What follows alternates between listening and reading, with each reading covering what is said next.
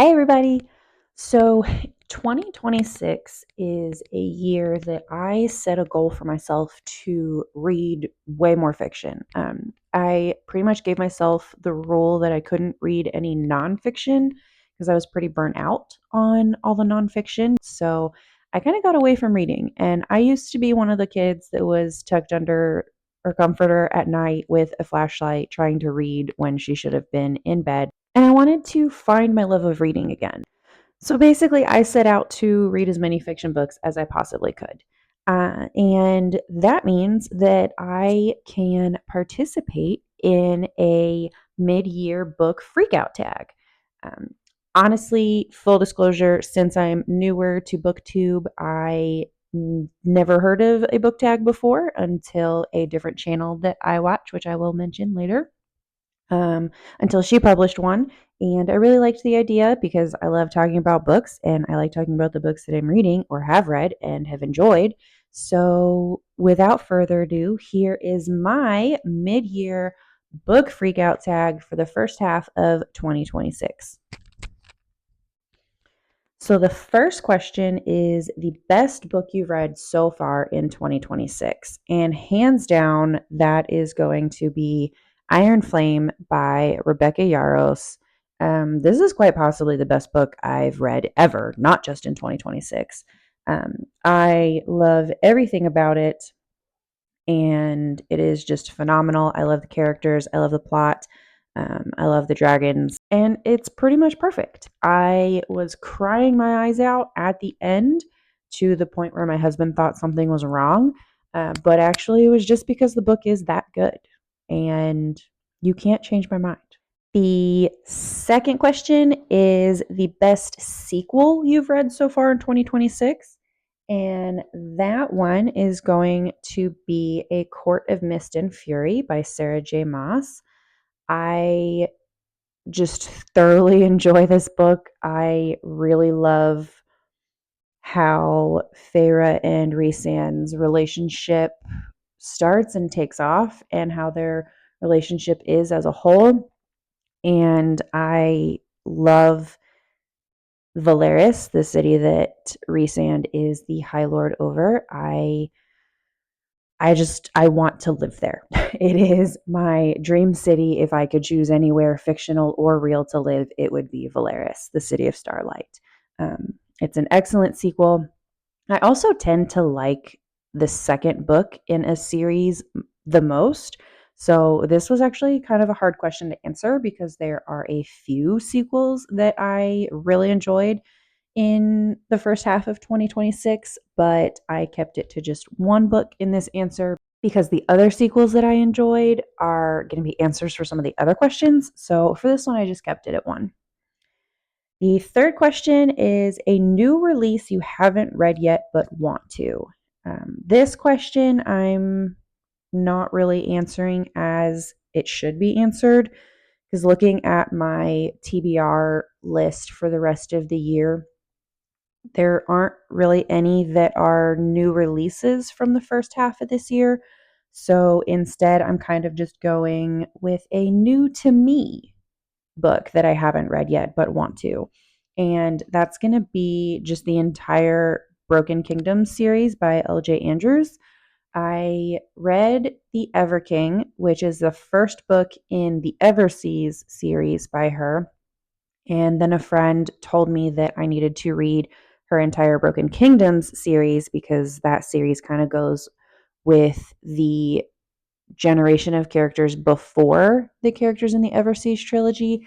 And the Broken Kingdoms is basically Viking fairies, which just sounds badass and super cool. So I'm probably most excited to dive into that series, even though it's not a new release for the year. But again, it's new to me, so I counted that as an answer for this question.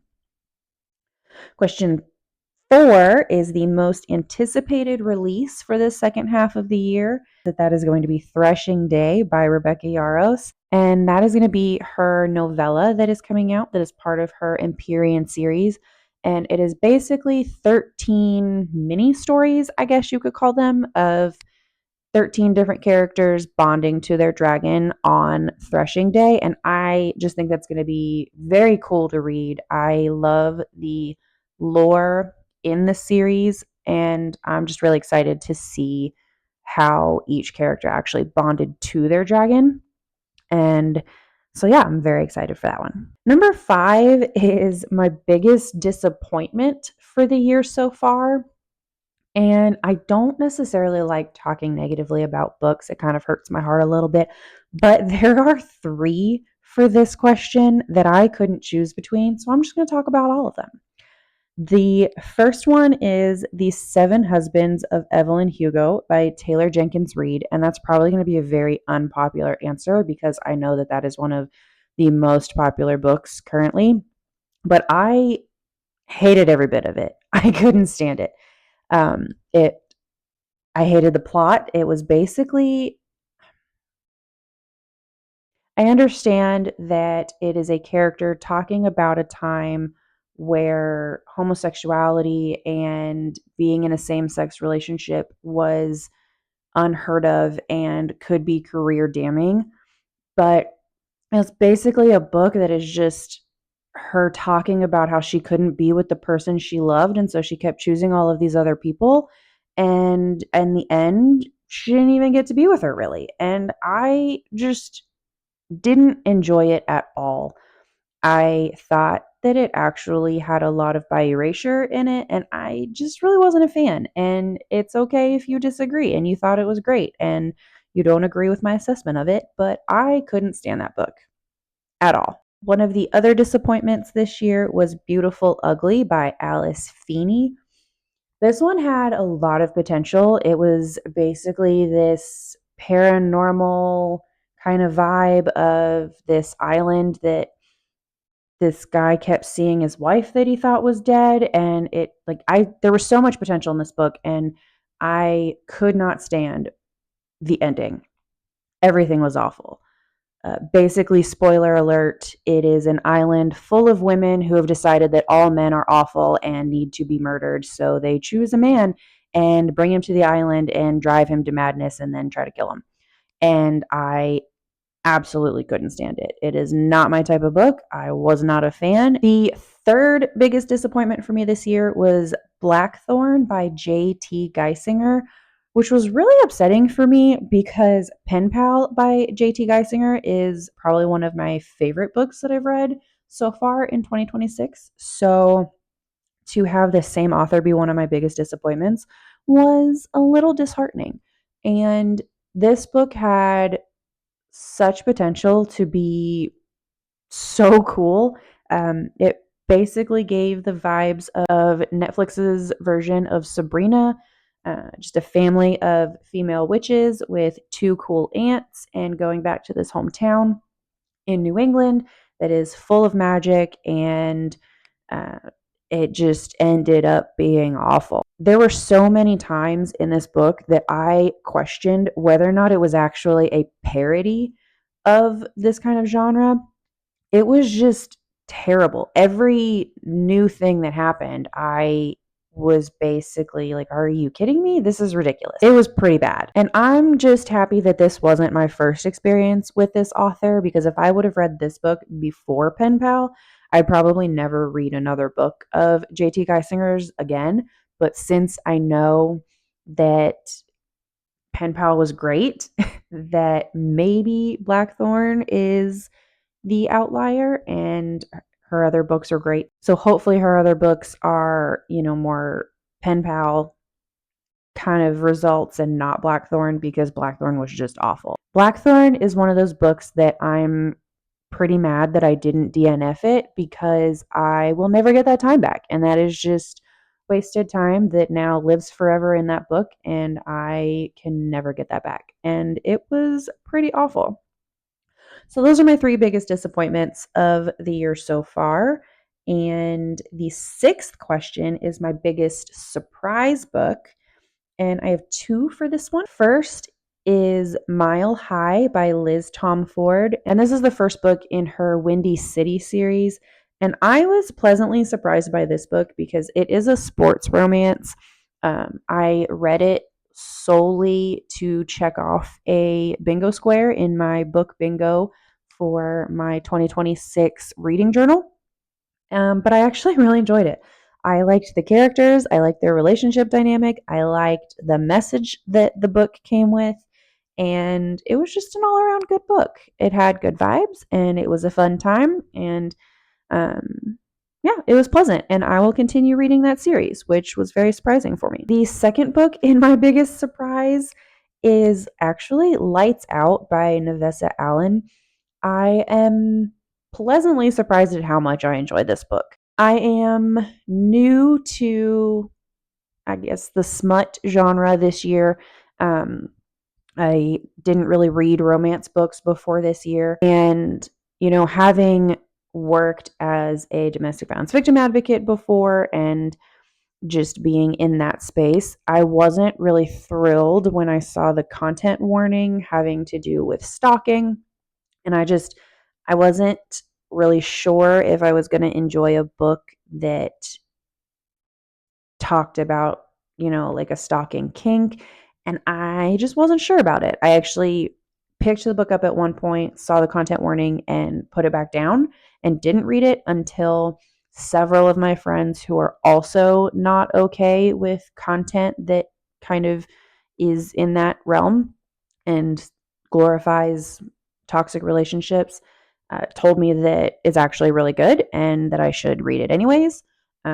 So I did read it and I did really enjoy this book, and everything in it was consensual. There were no issues with that at all. So I think Neves Allen did a really good job at including that kind of kink in her plot, and the characters were fun, and it was just all around a very surprising book for me. I enjoyed it way more than I thought I would. I did not enjoy the other two books in this series, though. So Lights Out's really the only one in this trilogy that I liked, but it was still one of my biggest surprises for the year.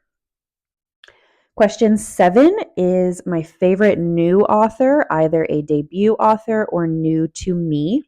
And that's going to be Abby Jimenez and Rebecca Yarros. I could probably choose Rebecca Yarros / any of the Empyrean series books for any of the favorite questions in this book tag, but I just thoroughly enjoy her writing and her descriptors, and I've even watched some of her podcast interviews talking about her writing process, and that was fascinating to just kind of get a peek behind the curtain of how she creates her plots and comes up with characters and utilizes music in her process. And I just thoroughly enjoy her as an author. And Abby Jimenez, I really enjoy her writing as well. And she does a really excellent job of writing about not so fun topics that a lot of people deal with, like domestic violence and toxic relationships and severe social anxiety. And she writes them very well. And so I am very pleased with her writing and I really enjoy her as an author. Number 8 is a new fictional crush. And that's going to be a tie between Rhysand from the ACOTAR series and Xaden from the Empyrean series. Both of those characters will probably always be my top choice. I love everything about them, and I can't wait to explore their stories more. I can't wait to see Rhysand and Feyre continue their relationship in the books in the series that I haven't read yet. And I'm actually really excited for the Empyrean series book 4, where Rebecca Yarros says that it will be Xaden's villain era, because I'm really curious on the choices that he's going to make and what that's going to look like. Question 9 is my new favorite character, and that's probably going to be Jacob from Yours Truly by Abby Jimenez. I really relate to him as a person. He has a lot of social anxiety that functions pretty much exactly how my social anxiety functions. So he's probably one of the fictional characters that I've related to the most ever. And I really enjoyed him as a character. I added a bonus 9.5 question, if you will, which is my new favorite character relationship. And I have several. Obviously, Farrah and Reese and Violet and Zayden are always top. But I also really enjoyed Kayla and Aiden from Pen Pal. I thought that their relationship dynamic was really fun and great, and I liked that he kind of helped her find her sexuality again.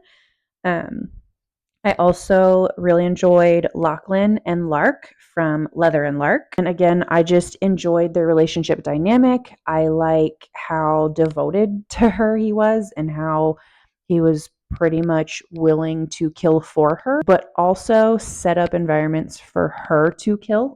And if you're familiar with Bryn Weaver's series, then you understand why there is a lot of killing. Um, but the third couple that I really enjoyed is Annie and Will from Practice Makes Perfect, which is book 2 of Sarah Adams' Rome, Kentucky series. I just really liked them as characters individually, but I also thought that their relationship was great. I enjoy the things that they liked about each other and just how their relationship flourished and how they really just complemented each other. Number 10 is a book that made you cry. I am a crier, so a lot of books make me cry. But again, surprise to no one, Rebecca Yarros comes top of mind for this question. Fourth Wing, which is the first in the Empyrean series, had the first character death that I've cried over in a very, very long time. And I remember laying in bed reading Fourth Wing on Libby while my husband was asleep next to me. And I'm just bawling my eyes out when this character died. And it was the saddest character death I've experienced in a minute. And then Iron Flame, again, I was crying at the end because it was just that good of a book. I was sobbing, and my husband came out into the living room where I was reading and asked me what was wrong. And through tears, I basically said, it's just so good. So it was interesting to have two books by the same author, one make me bawl my eyes out because of a character death, and another make me bawl my eyes out because it's just that good of a book. Number 11 is a book that made you happy. And I would probably choose, again, the first two in the Part of Your World series by Abby Jimenez, which is Part of Your World and Yours Truly. These books are just cozy and fun. And I really enjoyed all of them. Even though they dealt with some heavy topics like domestic violence and severe anxiety, um, there are lighthearted aspects in the book that make those dark topics bearable, I guess. And I just like the side characters. The small town is fun. I like that there's a slight magical element to the small town. I like the animal side characters that Abby Jimenez includes in her books. They're just all around a fun time when I'm reading her books. And so they are definitely two of the books that made me the happiest so far this year. Number 12 is the most beautiful book you've bought or received so far this year. Part of my birthday book haul was that I got all of the Everseas books by L.J. Andrews. And these books just have really fun covers that are very aesthetically pleasing.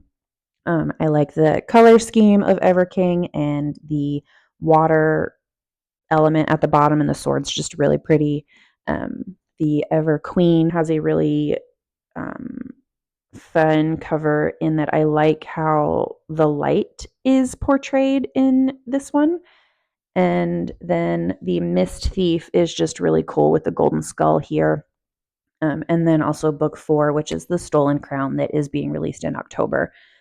These books are just really pretty, and I like the vibe that they give just on aesthetics. And then another booktuber who has done a 2026 mid-year book tag, Freakout, included a 12.5, which is the coolest cover of a book you read so far this year. And for me, I have two for this one.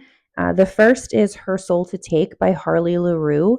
I just really like the kind of gothic vibe with the skull, and I like the slight, subtle hint of teal and purple that's included in this cover. I just think it's really cool.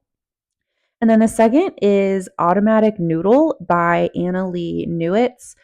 This is a novella about robots running a noodle shop, and it's just a super cool cover. I like all of the bright colors. I like the robots, and it was just really fun. The 13th question is, what books do you need to read by the end of the year? And there are just so many.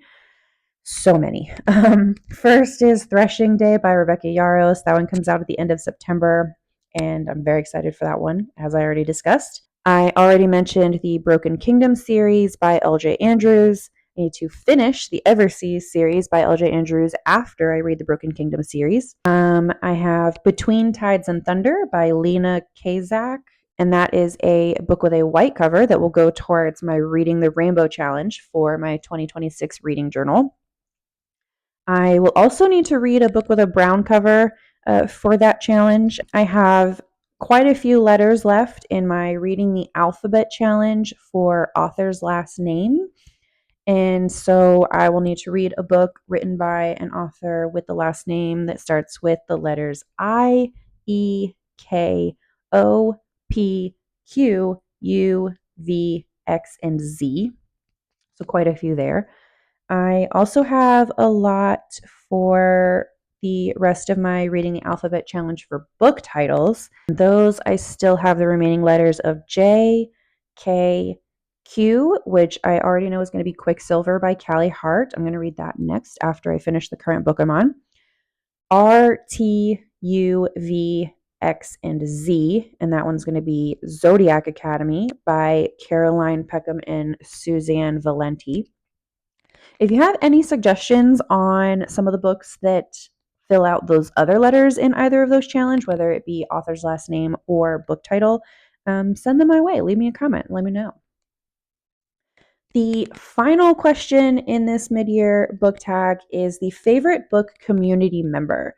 And I have two here. First is Plant-Based Bride on YouTube, because she really helped my love of fiction and talking about fiction flourish. And she's actually the person who inspired me to start this booktube channel. And I also watched quite a few of her videos before having my first go at annotating a fiction novel for the first time. And I watched her process for annotating, and that helped a lot.